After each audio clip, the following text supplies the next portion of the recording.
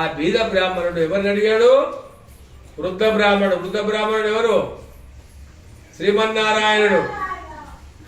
అప్పుడు ఆ యొక్క బ్రాహ్మణుడు చెప్తున్నాడు, అయ్యా నా చాలా పెద్ద కుటుంబము, ఎంత కష్టపడ్డా నా కుటుంబం చాలా కష్టమవుతున్నది, దీనికైనా మార్గం అనిపించమని చెప్పాడు. అంతటా భగవంతుడు చెప్తూ, ఈ బ్రాహ్మణ బాధపడకు, ఇక నుంచి నీకు అంత కష్టాలు అయిపోయి నీకు అంతా మంచి జరుగుతుంది.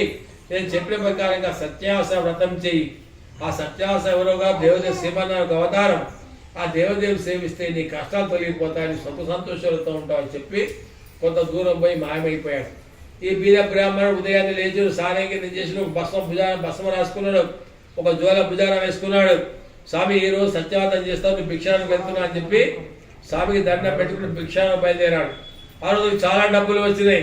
వాడు ఆశ్చర్యపోతూ రోజు ఎంత తిరిగినా కూడా ఎవరు నాకు ₹1 దానం చేసేవాళ్ళు కాదు. కానీ ఈరోజు సత్యావతం చేస్తే మనసులో సంకల్పించుకోవడం వల్ల ఆ భగవంతుడే వాళ్ళ మనసులో వచ్చి ఇట్లా నాకు డబ్బులు ప్రసాదించాలని తెలుసుకొని వాళ్ళు ఇచ్చిన డబ్బులతో స్వామికి కావాల్సిన వస్తువులు, ఆకులు, పోగలు, ఖర్జూరాలన్నీ కూడా తీసుకొని వచ్చి మహావైభవంగా సత్యావతం చేశాడు. ఒకసారి వ్రతం చేయగానే మంచి ఇల్లు వచ్చింది, బంగారం వచ్చింది, కొడుకులు పెట్టడం సంతోషంగా ఉన్నాడు. అరే ఒకసారి చేసుకుంటే నాకు ఇంత మంచిగా జరిగిందా అని చెప్పి